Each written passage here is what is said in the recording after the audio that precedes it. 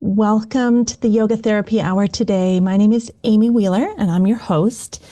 And today we have a lovely yoga therapist and psychotherapist with us named Jenna Schissel from Iowa.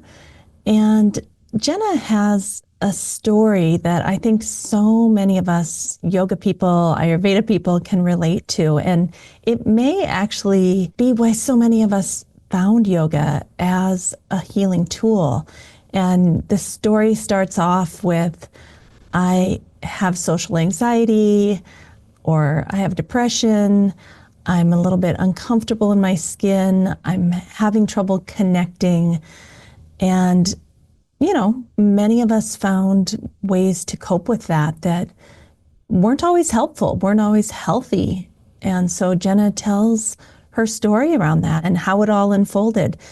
And then so many of us have had this similar experience that we found yoga. And suddenly, for the first time in our lives, we felt good. We felt okay. We felt a sense of relief that we really hadn't felt before, maybe temporarily with all the coping mechanisms that we tried to use. But this kind of natural, an hour of yoga class, and now I feel okay. I feel like myself. I don't feel as socially anxious. I feel like I can handle what's coming at me, and I know who I am, and I like who I am. That is what yoga did for so many of us who are highly sensitive or introverted, whatever you want to call it, those people who have neurodivergence. And I think that's why there's so many of us in the yoga world, is because when we found yoga, we were like, this is what I've been waiting for. So Jenna has a beautiful story to share with us. And towards the end, I just want to give a little warning if anyone's listening with their children in the car or for any reason feels uncomfortable with something like this. But in addition to yoga therapy and separate from yoga therapy, Jenna is a licensed counselor and does kind of psychedelic type therapies with ketamine. She goes into that a little bit too. Although it's separate from yoga therapy, it really is interesting that there are some parallels to getting to know yourself, to understanding yourself, deep self-reflection, and maybe even both take you to that place where you can be the observer or the witness of your own suffering. So I think there's some really interesting parallels, even though they're separate modalities. I really think it's kind of interesting how both have this ultimate goal of who am I, why am I here, how can I suffer less, and how can I create a little bit of spaciousness around the difficult things that have happened to me in my life. So I hope you enjoy this episode with Jenna, and let's go meet her now. Welcome to the Yoga Therapy Hour. I'm Amy Wheeler, your host. Are you needing to earn some continuing education units? Well, we have the exact thing for you. Every single Monday night, we have a Monday night clinic where we practice postures, breathing, and meditation towards a very specific theme of the month. And then we stay afterwards and we talk about the theory of why we chose what we did for that particular practice. We give you a completion certificate, which you can turn into your continuing education body. And we're growing all the time. We have a wonderful community. You can do this live with us online, or you can do it through a recording. Go to www.theoptimalstate.com and check out the Monday Night Clinic, and we would love to see you there.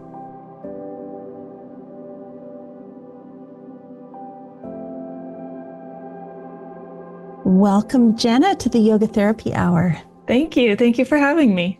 Jenna, where are you located right now? I always like to tell our listeners where we're coming from. I'm living in Meskwaki territory. The colonized name is Des Moines, Iowa.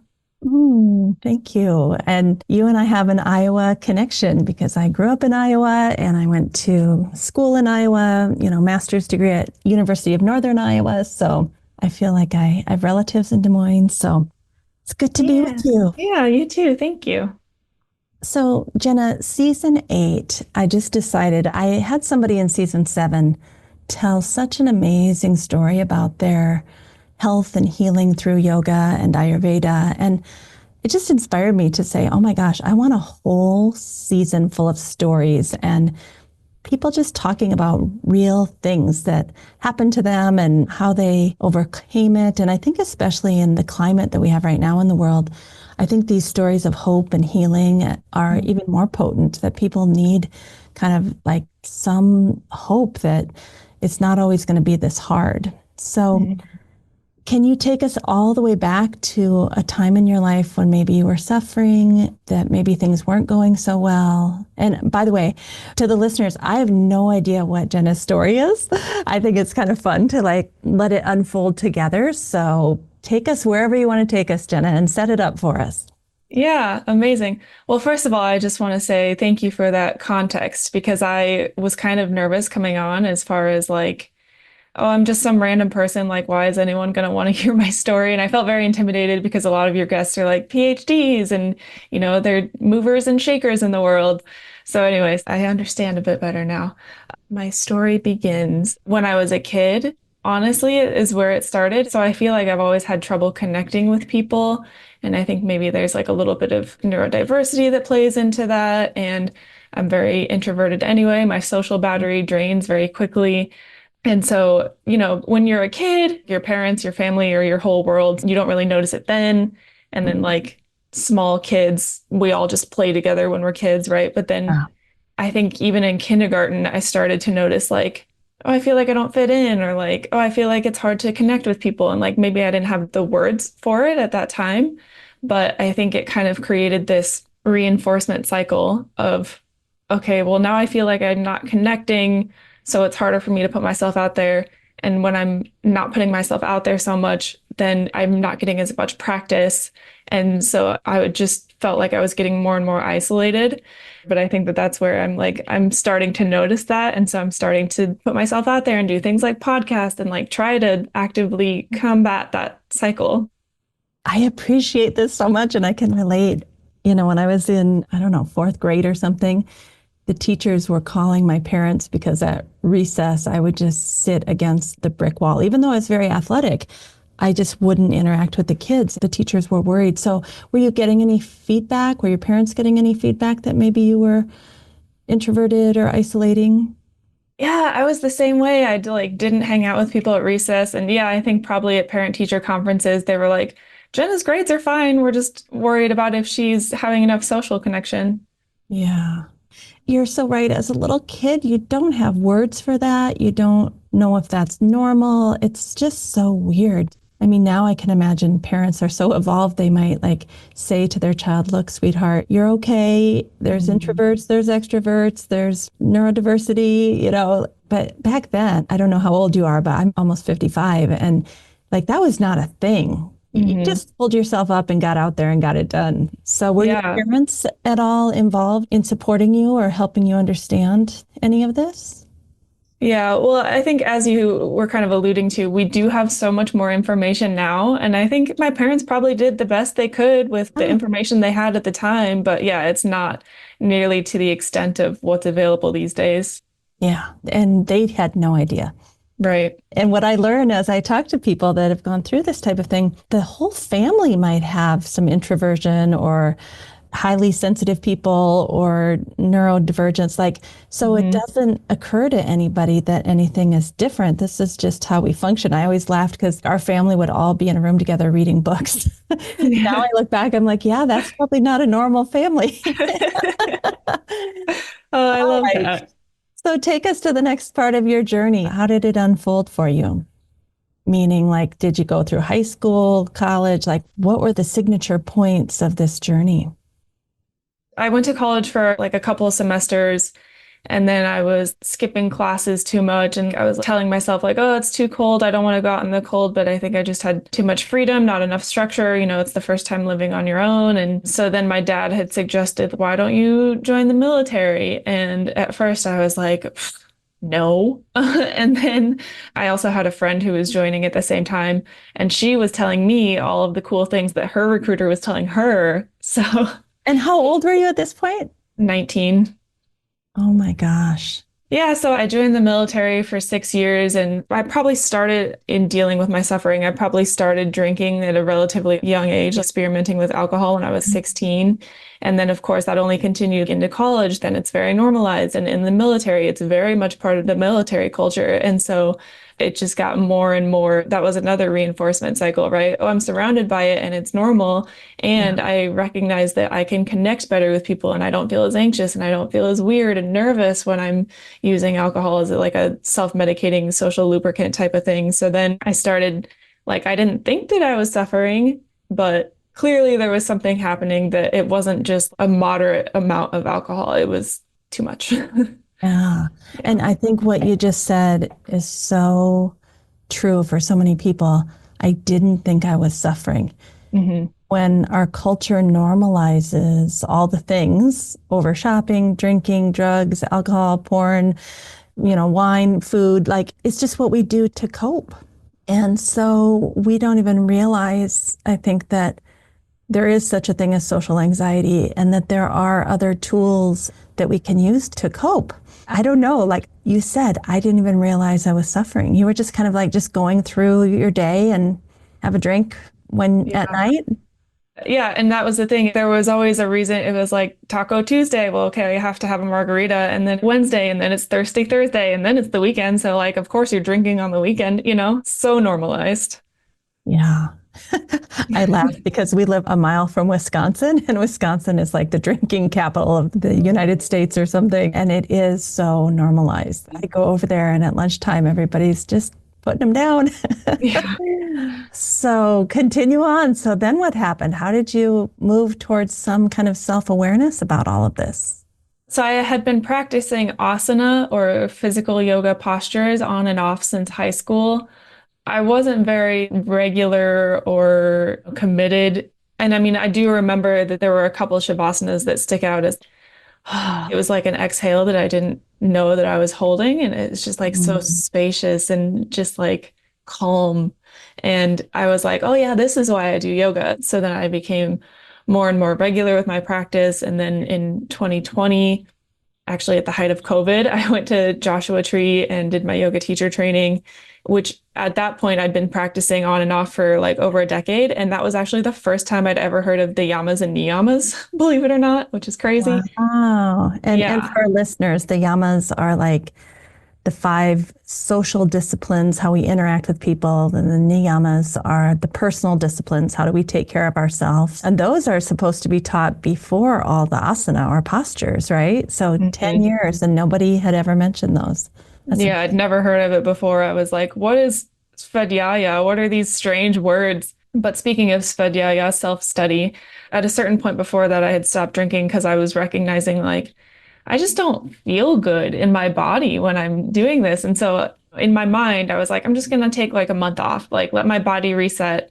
I don't know how this worked out in my brain, but I was like, yeah, I'll just let my body reset and then, I'll get back into it because like I said, that was so normalized for me for so long. And that was all my friends were doing.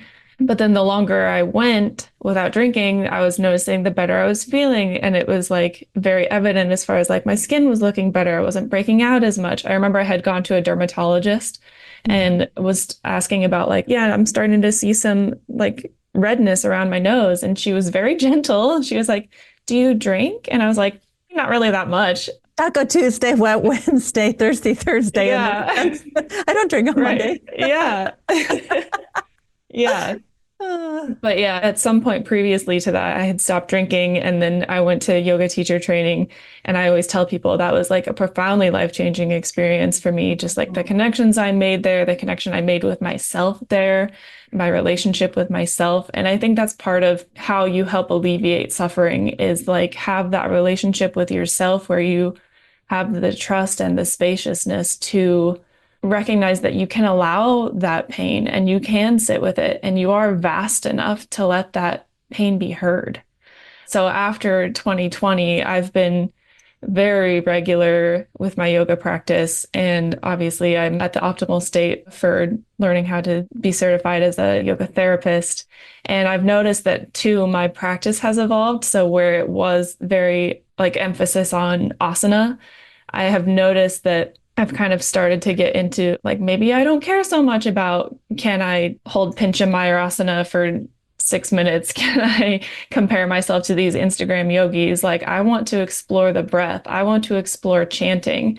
I got a chanting practice from Melanie Boyer. Shout out Mel, who's amazing. It's been so cool, like feeling the vibrations and feeling the subtleties of like how my energy shifts through that practice. And I think that's one of the beautiful things about yoga is that it meets you where you are. So like 10 years ago, 10 or 20 years ago or whatever, when I needed asana, great. And now as I'm like changing and evolving and growing, there's breath work and chanting. And then, someday maybe I'll get to the subtleties of like, maybe I want to focus more on meditation.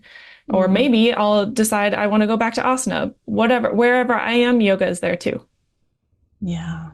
My name is Amy Wheeler, and I am the host of the Yoga Therapy Hour. I oftentimes get asked, Amy, you've been doing this for 2.5 years now. How can we help support the Yoga Therapy Hour? And there's a few ways. Number one, you can become a Patreon member, and that is on Patreon. You can donate as little as $5 a month to the podcast. But another way that you could help us would be to join our Optimal State mobile app. That too, right now, is about $5 a month. It helps you track your gunas. It gives all sorts of lifestyle medicine suggestions based on yoga and Ayurveda. We have yoga nidras on there. We have Dharma talks on there. So you could actually benefit from getting the app and also help support this podcast at the same time. We hope you'll consider it. Go to the Apple iPhone store, and we hope that you'll download that app and start using it so that you can benefit, and so can we. I want to go back to Joshua Tree for a minute. I love all that you said, and there's so much to unpack, but I'm just imagining you showing up in Joshua Tree. And for anyone who has never been to Joshua Tree, it is magical. It is like a vortex of benevolent energy. And there is the desert, and the sky at night with all the stars is so vast. I mean, it is magical. And to go and do a teacher training there and find yourself and meet yourself, like I just get almost chills thinking of that. So that's number one. And I'm also thinking about so many people that take like a 200-hour teacher training, not even to teach. I mean, they might teach, but how beautiful it is to take a 200-hour training. We give a teacher training certificate, but for a lot of people, it truly is kind of a self-discovery. Who am I? How does this fit with me?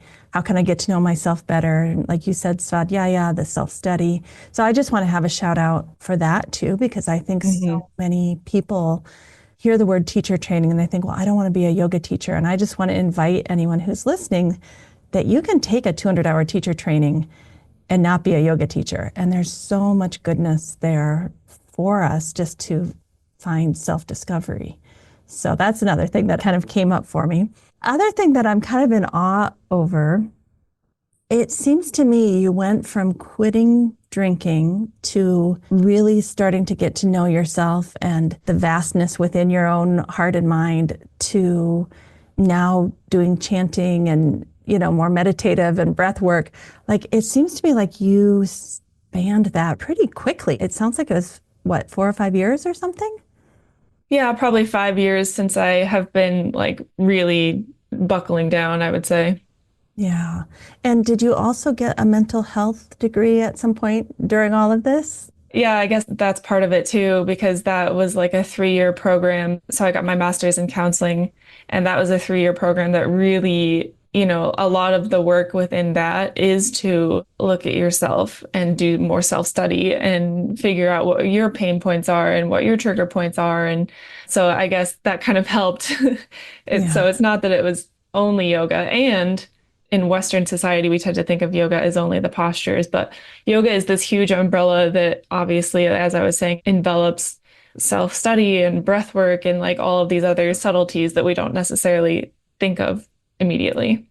Yeah, so beautifully said. And I think it's interesting that you've taken a whole 3 years to be a mental health counselor, and yet you're discovering a whole different tool basket and all different things, which is another 2.5+ years as a yoga therapist. There are some intersections, but I think a lot of people think that if they got a mental health degree, they could basically take a little bit of yoga and plug it in. And it sounds to me like you're discovering the vastness and depth of yoga therapy, a separate scope of practice and lens from your counseling. Not that you couldn't use both, but Mhm. like there's so much information in each of those buckets.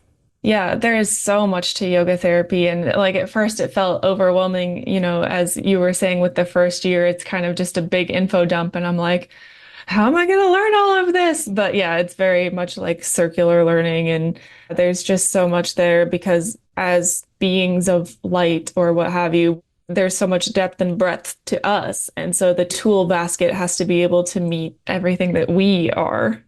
Right. And our interests and our abilities and our biases. We laugh that some of the people that get assigned to teach chanting practice, like they hate chanting, they don't want to do chanting.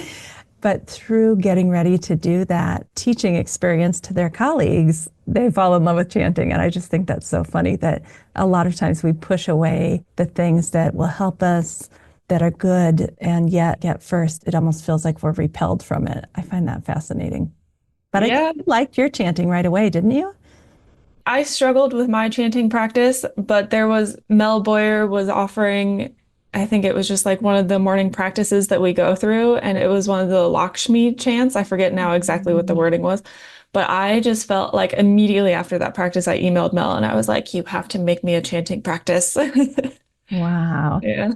So, as an adult, you're a grown woman now. You've got a master's degree in counseling, I believe, and Mhm. well on your way to being a yoga therapist. Let's go back to that little girl who was introverted and maybe had some social anxiety. Do you feel like the tools that you have from yoga and yoga therapy, like can you use those on a daily basis to self-regulate and to check in with yourself and be like, okay, let's have a little intervention here. Can you tell us about that? Yeah, definitely. I find myself breathing all the time as far as like, oh, I'm feeling really irritable or aggravated right now, or like, oh, this is hurtful. I feel sad. Like breath work. Like every single time I'm like, okay, breathe, give myself some spaciousness, allow this to be here. You don't have to move it or change it. I mean, given the circumstances, like obviously if I'm like in traffic, like I can't start bawling, like Yeah. appropriately. But what I wanted to say too is that I think a lot of this is like I can put it into like my counseling lens as far as like I can tell people we're regulating the nervous system. We're talking about heart rate variability, all of these like more Western scientific terms that the rishis 5,000 years ago were talking about, but we're just using different language for it now. Exactly. And are you able to teach your clients to check in and to learn how to find the breath and the spaciousness and non-reactivity? I mean, do you feel like people get it if you can put it in the right language for them? I think it's a slow process. I think oftentimes when people come to therapy, that it's kind of like a last resort, right? Like, oh, I've tried everything and I'm still not feeling great and like something needs to happen. And so they want to feel better immediately. And I think one of the things I try to remind them is, okay, you've developed these tools and these coping mechanisms, and you developed them however long ago under certain circumstances with the tools you had available to you at the time. And now your brain has literally those neural pathways. It's like a superhighway, right? Like you have practiced it so many times that now your brain is just a go-to. So you're going to have to literally retrain your brain, make new connections, and it's going to take a lot of conscious effort because you are so well practiced at doing this other thing that now instead of the superhighway, you have to take the gravel road. And so I tell people like it is probably going to be slow going. And if you are able to kind of commit to it and really put your conscious effort into it, like you will start to see a difference. So I have to ask you, I was talking to a gentleman the other day. He asked what I did, and I was telling him. So we weren't in a clinical session or anything. And I was explaining kind of what you just said. You said it much more eloquently than I said to him. But he came back and he's like, you know, all that you're talking about is so woo woo. He said, show me the science behind this. I'm not buying into it. And I was like, oh, there's a ton of science behind this. So I sent him all these articles and all this science. And then he came back a little bit later and he said, okay, the science is out there, but does it really work? Like he really couldn't believe that it works, that you can actually take that gravel road enough times that that becomes your superhighway, Hmm. and that the old superhighway will always be there. And when you're under stress, you're likely to take that route. That you can literally recreate your neural pathways, the way your mind works, the way your nervous system works, a large percentage of the time. And do you have clients like that that don't really buy into it or believe it, even though we have all this science to support it?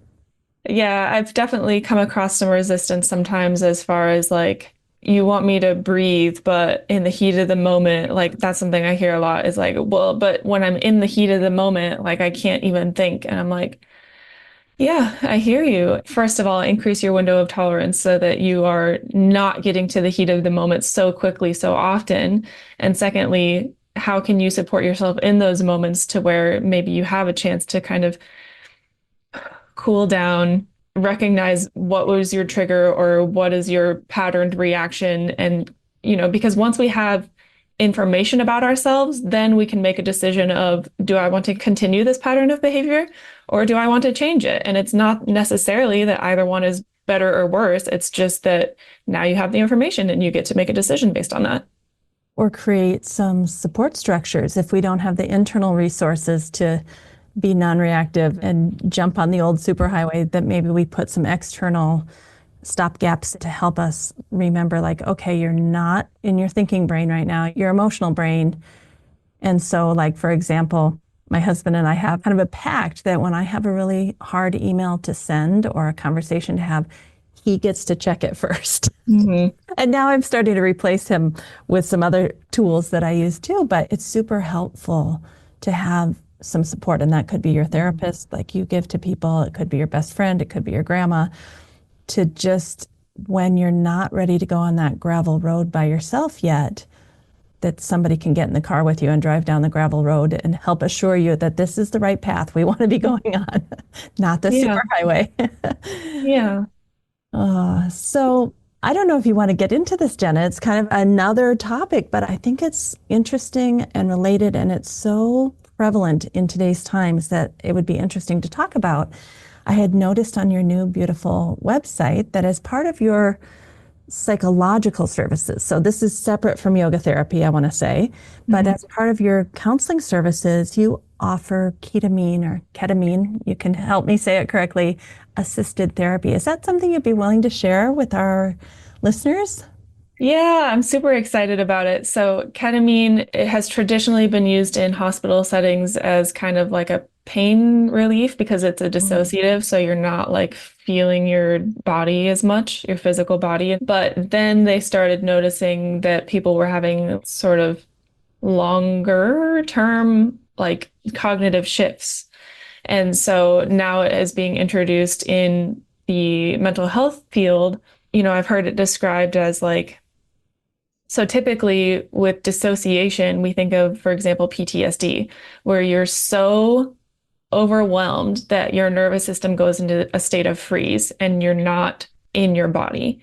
But this is dissociation in that you can kind of climb the mountain and look down at the valley and sort of have a sense of spaciousness as far as like, oh, I can see that this is something that is triggering for me, or this was a painful event in my life. And how can I process that, like move through that through my thoughts and not have so much emotional attachment to it. So that's like while the medicine is in your system, right? And then also the way I do it is I do like a 6 to 8 week protocol. So it's lower doses, but they're cumulative to where it's increasing neuroplasticity, which, will help, as we were talking about the gravel road, having neuroplasticity helps your brain have new neurons to connect and more pathways available. So then you're able to kind of change your I think there's a book by Michael Pollan called How to Change Your Mind about like psychedelics. And so you're able to like change your brain and your thinking patterns, and then it has like a long-term effect. So while the medicine is in your system, you're having this immediate effect, and then you're also having this cumulative long-term effect as well. From your experience, what are they feeling during a session? Are they sleepy? Is there a clarity where kind of the witness or the observer arrives? What do people feel when they're receiving the medicine? So it depends on the dose.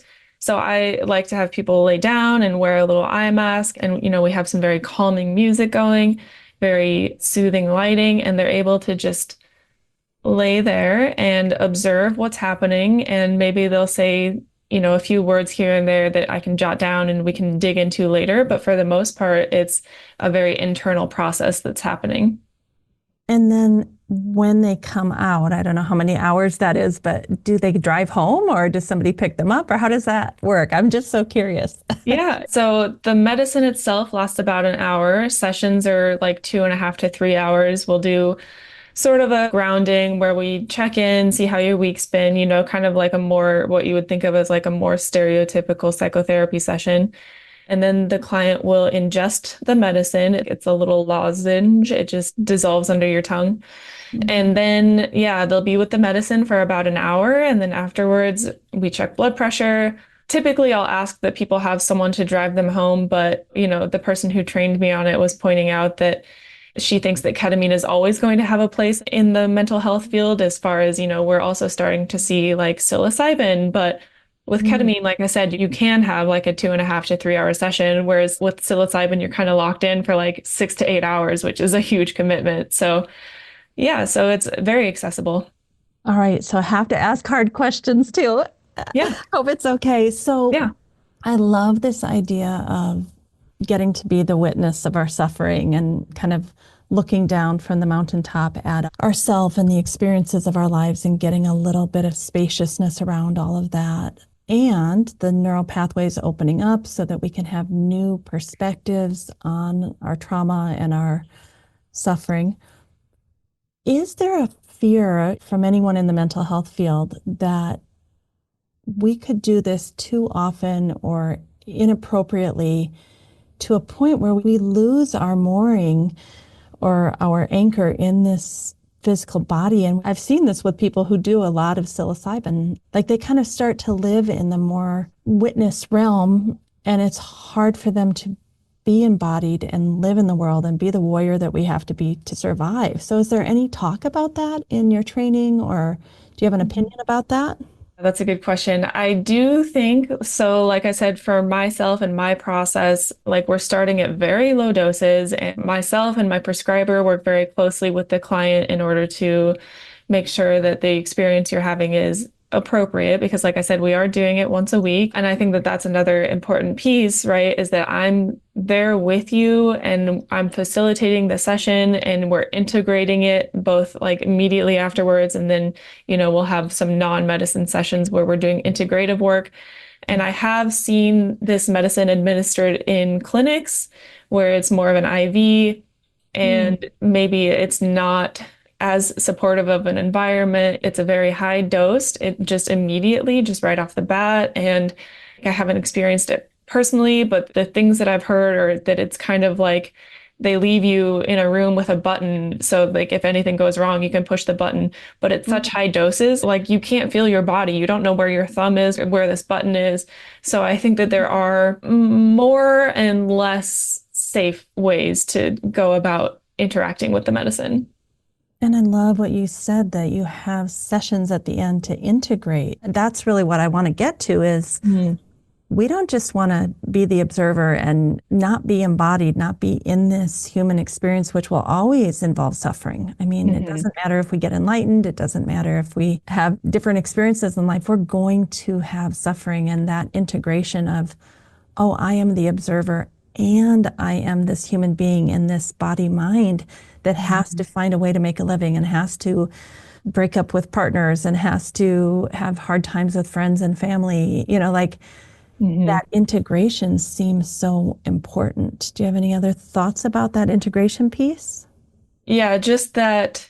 I'm trying to utilize all of my tools, psychotherapy, ketamine assisted psychotherapy, and yoga therapy. So I think that I could maybe, after a ketamine session, the next time we meet, maybe we can do some yoga therapy to kind of work through some of the energy that came up and psychotherapy to address some of the thoughts. And it's really like a whole person shift, and the shift has to be met with a whole person support. Yeah. And ongoing support, hopefully. Yeah. I love what you also said about the dosage, the frequency, it all goes into, it's not just, oh, it's ketamine. There's so much to it. Hmm.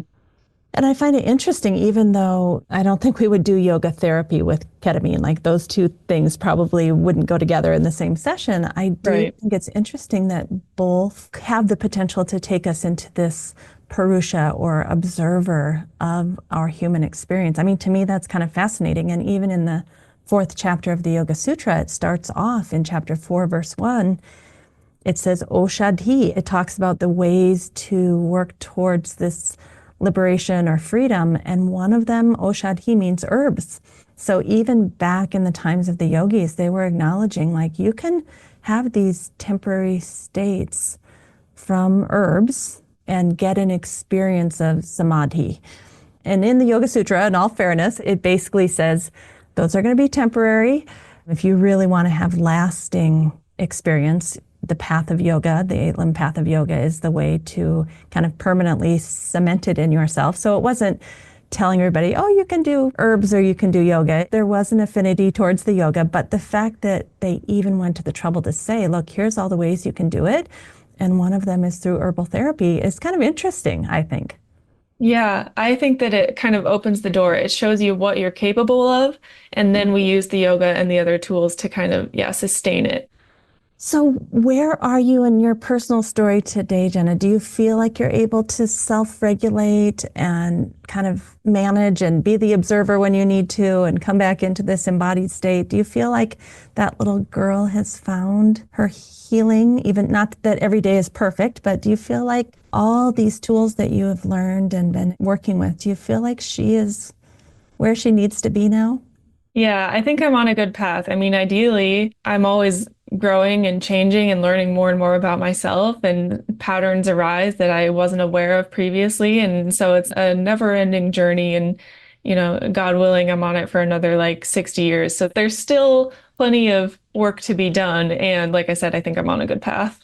Yeah, I mean, I think you were in some of our class on Monday night. We had a theme on our Monday night class of like you can be on this journey of yoga for 30, 40, 50, 60, 70 years and it just deepens. And we had some people on there that have been practicing yoga for like 68 years and 64 years and 50 years. I mean, it's so inspiring to think that through this practice, we will continue to go wider, deeper inside of ourselves, but also then coming out to meet the world and sharing with others. I mean, do you find that exciting that you could have 60 more years? I mean, I think that's amazing.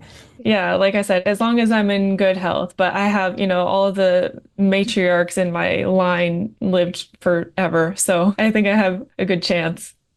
So, do you have any last words of wisdom or anything that you'd like to share with us, especially if you have any workshops coming up or your website, anything like that? I think one of the biggest things I want to leave people with is that healing, kind of like I was saying, it's not necessarily about fixing anything as much as it's just about reconnecting with yourself and giving yourself the space. And science, there's a lot of science, like more tangible, I don't know, information that backs a lot of what we've been saying here today. And if you feel like you're struggling to find connection, you're not alone. I don't know if we've all been there, but certainly I've been there, and there is hope and there's change. And I've found peers and I've immersed myself in the worlds of things that I'm really passionate about. And I have found people who do support my goals and my energy. And so it's not that there's anything wrong with you. It's just that maybe you still have to find your tribe, and that's okay. Currently, I'm offering a yoga therapy group for grief. It's called Yoga for Grief and Emotional Renewal. I think that that's especially relevant with the change in season. I think that there's, spring's right around the corner and there's so much like renewal and rebirth associated with spring. So I think that this is a really good time to support maybe some grief work. And if any of that sounds interesting for you, or you're interested in any of the other things that we talked about, like ketamine assisted psychotherapy or just regular psychotherapy, talk therapy, you can find me on my website at jennaschisseltherapist.com. And do you do psychotherapy sessions online? And do you have to stay within the state of Iowa? I know there's something with psychotherapists that it's state by state. So would someone need to be in Iowa to see you online or in person? Yeah, I do psychotherapy both in person and online, but due to licensing restrictions, I can only practice in the state of Iowa. But anywhere in Iowa, as long as you have an internet connection, we can work together. And yoga therapy, you could offer basically anywhere. There's no Yes, rules or regulations around doing that online. Yeah. correct. Yeah. So your website, www, have it up on the screen now for those of you watching on YouTube, Jenna, Jenna, Schissel, Schissel,